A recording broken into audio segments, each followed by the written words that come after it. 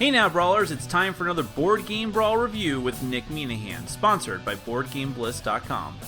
Hey peeps, today we're going to take a look at Harry Potter Hogwarts Battle from USAopoly. Yes, that USAopoly, the mass market company who is known for making variations of Monopoly, as the name implies, and also Risk and Clue and other games like that. But this, while not a totally unique game in that it is deck building and based on deck building systems we've seen before in Ascension and the DC Comics deck building game, which were themselves based on Dominion, so on and so forth, it is far more original than some of the other games USAopoly puts out. Now, this is using the Harry Potter theme, obviously, but specifically the movie themes, which is to say that all of the artwork in the game are actually still shots from either the movies themselves or from the posters and promotional material that I've seen before for the movies.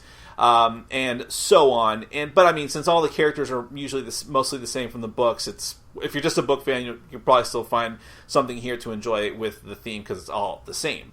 Now, there are while this is very, very similar to other deck building games that I've played, there are some significant differences, and we'll get into those as far as how the gameplay works. But probably the most significant change is that as soon as you open the box, you notice that there are boxes of cards. Instead of just like, oh, here's some cards in plastic wrap, the cards are divided up into boxes called games 1 through 7. And basically, I'll explain more about this in the overview, but it's essentially a complicated tutorial system. It's pretty interesting, so definitely check that out. But I just want to mention, I don't know if this is a warning or what. It may sound like, oh, there's packs to unlock, so this is like a legacy game? No, not at all. Like I said, it's like a tutorial system. But having said that, you can kind of, you build up a little bit of suspense, like, ooh, what new mechanism am I going to unlock in the next pack? Now, it ain't that big a deal, and I actually recommend in the overview just going straight to Game 7 and opening it all up. But I can understand some people, especially if you're playing this game with younger gamers, which this is kind of intended for, that you might want to unlock the thing game by game and have some mystery. Which I understand. Which, if that's the case, then stop watching. But for the rest of you, it's really not that big a deal, so don't act like I'm spoiling anything, or don't worry about me spoiling anything. Let's just go ahead and take a look, then we're going to come back. I'll let you know what I think.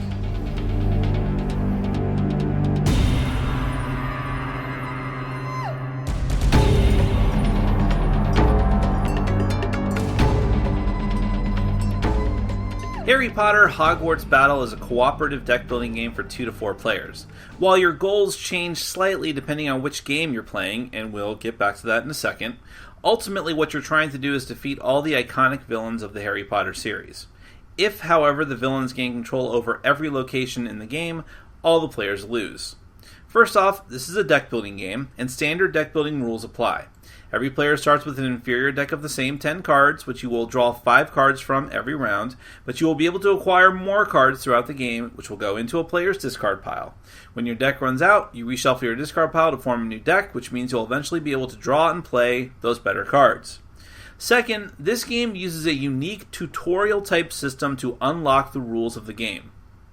The cards of the game are split into game boxes marked from 1 to 7.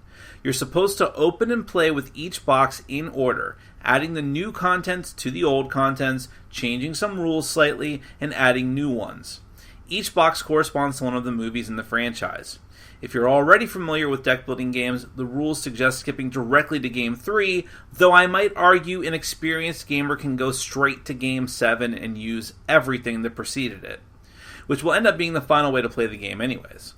I'm not going to break down the details of what's in every pack, but I will look at the game as a whole and point out significant changes when necessary. When you set up the game on the board, first you'll make a stack of location cards, depending on which game you're playing, from lowest number to highest number. These cards will tell you how many dark arts cards you have to draw on your turn, and they have empty spaces for enemy control tokens. If a location's track fills up with tokens, that location is removed and the next one is revealed. If the entire stack is gone, the players lose. The Dark Arts cards are one of the 2 ways the game works against you. Every player will draw 1 or more on their turn, and they will do things like force either the active player or all players to lose health, discard cards, add tokens to the location, etc. You'll also have a villain deck, the defeat of which is how you win. These are shuffled, and from the start of the game and onward, there must always be 1, 2, or 3 villains face up, depending on the game you're playing. Villains will have a negative effect on every player's turn, just like the Dark Arts cards, but can be defeated by spending combat to lower their health, which carries over from round to round. As villains get defeated, they get replaced, and the heroes earn rewards. All early games require you to defeat every villain to win, and they're all random. In later games, different versions of Voldemort must be placed at the bottom, and is the last card you must defeat, meaning the other villains must be defeated before you can go after Voldemort. In the final game, you must also destroy all 6 Horcrux cards, which behave like Dark Arts and Villains cards with negative effects that must be resolved each turn. You can destroy them by rolling the Hogwarts dice. These dice can only be rolled by using special cards that allow you to do it, and you either get the bonus depicted on the dice, or use the symbol to damage whatever the top Horcrux is. Once both symbols are matched, and there are cardboard tokens to keep track of this, the next Horcrux is revealed, and the player who killed the one just removed gets to keep it for a persistent reward power. Until all 6 cards are destroyed, you can't target Voldemort, which means you must destroy the Horcruxes and all the other villains as well. Hogwarts cards are where the deck building part comes in. Shuffle up all the available cards and deal 6 of them out face up, with them being replaced if purchased at the end of your turn. Hogwarts cards are broken out into spells, items, and allies. All of them are purchased with influence, and all of them either give you, one other player, or all players some other kind of bonus, like health, combat, or influence. Some of them also let you roll the Hogwarts dice or remove control tokens from the current location. Every player gets a character card, either Harry, Hermione, Ron, or Neville, who is actually the real chosen one and the actual boy who lived. Look it up! Wake up, sheeple. Anyways, younger versions of the characters from earlier games have no abilities or a weak ability, while their final character card is the most useful. You'll also eventually get proficiency cards to start with that give you another special ability to use on top of your character ability. Your starting deck of cards will have several Alohomora, I'm sure I butchered that, cards that give you influence, but the other cards are actually unique to each character, consisting of items important to them and their familiars, or whatever the hell they actually call them in this series. Everyone also gets the same player board, where you keep track of your health. You'll gain and lose health throughout the game, and if you ever fall down to 0, you don't die exactly, but you become stunned, discarding half the cards in your hand, rounded down, and adding a control token to the current location, and then refilling back up to 10 health. You also have spots to place combat tokens and influence tokens. These don't carry past your turn, so you usually just use them to remember how many you've accrued on your turn.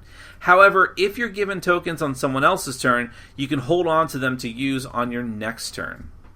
Gameplay is very straightforward. On your turn, the first thing you must do is resolve the negative effects of Dark Arts, Horcruxes, and Villains. Then play as many cards as you want, and at the end of your turn, all your cards are discarded, new cards are placed out at Hogwarts, and you redraw up to 5, then play proceeds to the next player. You keep going around like this, resolving all the cards as I described them, until either the locations are all gone, in which case evil wins, or you have gone through the entire stack of villains, possibly defeating Voldemort and his Horcruxes. Then you're the winner.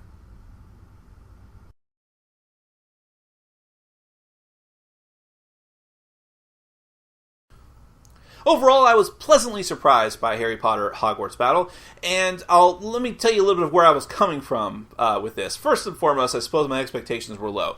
It's now USAopoly has actually done some other versions of games that I've surprisingly enjoyed. They've done a couple versions of Risk that I'm like, whoa, okay, that's really interesting what they did with that. So it's not that I think that they're a bad company by any means, but they are a mass market company. They have a very specific type of audience. They usually make very simplistic games, and again, games based off of Monopoly and Risk, which we know what they are, even if they sometimes do interesting things with them. This was their first attempt to make more of a gamerly game. Now, it's got a Harry Potter theme, and it has this tutorial system, which I'll talk more about in a moment, and so it's clearly aimed at younger people, but if you play with all of the mechanisms of the game, it's aimed at, actual gamerly gamers, as we call them. I don't mean to sound elitist saying that, but it is interesting to see that a mass market company is doing that, and with a franchise, a very popular franchise, Harry Potter, which you would say, like, you could imagine them saying in, like, a meeting, let's take this one safe. We don't want to mess this up. We want people to buy this game, and we don't want to alienate people who are not used to playing these types of games. Let's just make it Uno with Harry Potter pictures. But they didn't do that, so I got to give them a ton of credit there. Having said that, my expectations were still low because licensed game, USAopoly, who knows how this is going to turn out. And it turned out really well. This is at least as good as many of the deck builders that I've played. I would actually put this on the same level as DC Comics deck building, or probably above Ascension. I'm really on the outs with Ascension at this point. Because, first off, it's cooperative. And I actually don't have a lot of cooperative deck building games. And some of the ones that I do have, like Legendary, and I love Legendary, have like weird semi-co-op elements to them. This is pure co-op, and you have to enjoy that, or appreciate that on some level. Well, you don't have to. If you don't like cooperative and deck building games, you'll probably hate it. But I love both of those things, so that works for me on that level in particular. I actually, I guess I should have mentioned this up to this point, but I actually am a very big Harry Potter fan, specifically the books, though. Because I've watched maybe 3 or 4 of the movies. I've watched like the first... Yeah, I think I watched... I skipped some in the middle. I don't remember which ones. I watched like the first couple, and then I watched the last couple, the 2-part one. And I thought they were enjoyable, certainly very entertaining, but I liked the books. That's just where I was coming from with that. But that's why I mentioned in the beginning that it doesn't really matter whether you like the books or the movies. As long as you can put up with the still frames from the movie, it's all the same characters. It doesn't really matter. Which does lead me into the theme. Now, it's as thematic as it's going to be. This was a very interesting thing for me because, first and foremost, know your audience. If I'm trying to put myself in the shoes of a young Harry Potter fan who's never played a gamerly game, I'll keep using that phrase, who's always just played mass market games. If I played this, I'd be like, oh my god, I get to be Harry, I get to be Hermione, and I get to, cast spells. This is amazing. It's so... if I was a kid, I wouldn't use the word thematic, but that's how it would feel.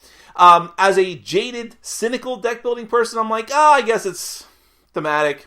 You cast spells, but all the spells and items and allies work the same. And I could easily see any theme going on top of this. I could see this being a sort of a weaker version of Legendary or something like that. But that's jaded, cynical me. And at a certain point, you have to accept, if I can make a bigger point here, that the cost, the sacrifice you have to make of having a really deep, thematic, intricate game based on a theme is complexity, like the Legendary games. So how much of that are you willing to how much time and effort are you willing to sacrifice, especially for a game that you want to be family accessible? So I'm okay with the amount of theme here, and I think it works well. You've got your different characters, and the way you go through the games, and how the different stages of the kids have different power stages, how they grow up. And all the different characters are here, and some of them have powers that are mostly thematic to them. Again, some of them just like remove hearts or gain hearts or do combat. What are you going to do? But it's fine because everything is represented here. So if you're a Harry Potter fan, I think you'd really get a kick out of it, even if it's not the tightest theme possible to the mechanisms. Now, about that tutorial system. I could see this going 2 ways. So first you might say, well, what is the point of this? Because really, again, if you're a gamerly gamer, I would recommend us going with all 7 of them. But that's not the target audience, so keep that in mind. The target audience are people who not only are they going to skew younger and family-oriented, so there's going to be younger people with older people, it's for casual gamers. This is the kind of game you're going to buy at Target. So in that case, if you've never played a deck building game before, or even any strategic game like these, or most of these, there's probably some dumb ones back here, but if you've never played any game like that, that tutorial system is brilliant. Because right from the beginning, keep it simple. What is deck building? I mean, I can't tell you how many times I've tried to explain deck building to someone who's never experienced something like that before, and it can be the smartest person in the world, but they're just like, wait a minute. Start over. So the way they do it here, I think, is great because you get a little bit each time. And again, if you're a gamer-only gamer, just use it all. They tell you in the book, start with game 3, and we did that for our first game. And I'm like, we really could have gone with everything else. And the next time we did go with everything else, and it was totally fine. As far as it's not that heavy that you're going to be overwhelmed with rules. But if you're playing with younger people or casual gamers, go through every game because it's perfect the way that it all lines up. And I'd like to see more things like this in the future. Crossmaster Arena had a very interesting tutorial system like that as well. Sort of. So I'm down with that. I think it's a cool idea. Although I was excited when I popped up in the box. I didn't know it was going to have that. And I'm like, ooh, is this a legacy game? Oh, no, it's kind of not. But that's okay. Down to the actual mechanisms. So the deck building part, again, standard randomized row Ascension DC Comics deck building game style. Which I should have come up with a name for that because I say that so much. But randomized row deck building. And that's fine. One type of currency. Well, there's two types of currency, technically. You're using one currency to fight the villains down in the row. And that's also standard DC Comics deck building game, especially thing where you're going through a stack of villains. Now, I do think it's very interesting with the locations, where you're having to put out the control tokens. Not terribly exciting, but it gives you an impetus throughout the game. It's not because it's not competitive; it's cooperative. So this is where the cooperative part comes in. You're not trying to defeat the villains to get points. You're all working together to rush through them quickly before the territories get overwhelmed. Now, in lower games, the game is way too easy. With everything thrown in, the game is pretty tough, and I think it's right where it needs to be. Really difficult, actually, at times. Because you're dealing with 3 villains, and you've got, they're really powerful ones. You're dealing with Dark Arts cards, locations that are putting out more than one Dark Arts card, and you're like, oh, okay, this is serious now. And that's one thing that's a little bit cumbersome about the game, because I don't mind the difficulty necessarily, but you're getting hammered by, potentially 3 different villains, a Horcrux on the tops of the stack if you're that far into it, and a Dark Arts card or more. And it's fine, but you're having a lot of bookkeeping to do. It starts to feel like Sentinels of the Multiverse a little bit, where it's like, okay, this card is doing this, put a token here, okay, well, this is a card doing, okay, everyone discard a card, okay, now everyone lose a health. That gets a little bit wearisome.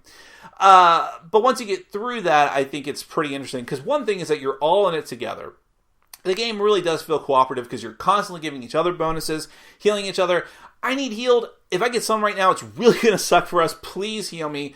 And no one's trying to hot dog it. Everyone's trying to help each other out. And I really appreciate that. And again, good for casual gamers too, especially if they never played a cooperative game before, which can be new to a lot of people. There's a good variety of cards if you're using everything. Again, all the characters are represented. The dice system, which isn't introduced right away but comes later, is it's okay. It actually becomes more interesting when the Horcruxes are there, because now you have to decide, ooh, I really would love to get this bonus influence now to get this awesome card. But we need to take out the Horcruxes, but not right away. It doesn't matter until Voldemort comes out, so what do I do? But what are the odds that someone else is going to be able to... Because you can only roll the dice with certain cards, so that can be kind of difficult. Actually, it didn't happen to us, but you can easily see a situation where you're locked out of using the dice, which can be because you just don't get them in the lineup to purchase. So that's a tricky thing. If that had happened to us, I might have a better opinion of whether that's a serious issue with the game or not. It seems like it might be, though. At which point I might just say you might have to dig through the deck and top load them somehow. I don't know. But there's a decent amount of cards that give you dice rolling, though. Other things, I like the variety. There's not a huge variety of characters for you, the other players, to play as, but adding the proficiencies on is an interesting bit too, and it does feel like everyone's a little bit different and doing things in different ways, which is great. The whole thing with the health and you being stunned gives you more urgency in the game, but it's not a deal breaker. You can still take your turn when you're stunned. It's just that you're going to be losing cards, but it might not be that bad for you, especially if you've been slammed by a bunch of Dark Arts and Villains cards and you're stuck anyways for your turn. But trying to strategically make it so that doesn't happen on a player's turn and everyone coordinating their heals against each other is an interesting way to do it. Now, and that's probably why I like this game the most, is because of the cooperative aspects and because there's more strategy than you would think for a relatively simple game. And I don't want to oversell it. This is a game intended for casual deck building fans or fans who are new to the system altogether. But with everything thrown in, it's a much better game than you would expect, especially for seasoned gamers. So with the theme in mind, if you're a Harry Potter fan, and if you like deck building especially, definitely give this one a look. The component quality is fine. I had one messed up card I'll probably have to ask for a replacement from, but I doubt everyone has that problem. I like the little pewter control tokens, and everything just seems fine. The board is cool too. So I was actually quite happy with this one, surprised by how much I enjoyed this one, and I'm probably going to be holding on to it. If you're a Harry Potter fan, definitely check it out. That is Harry Potter Hogwarts Battle, or Battle at Hogwarts? Hogwarts Battle from USAopoly. Very impressed.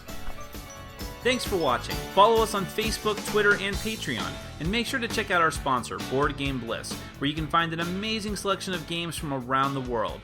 BoardGameBliss.com. Thanks for your support.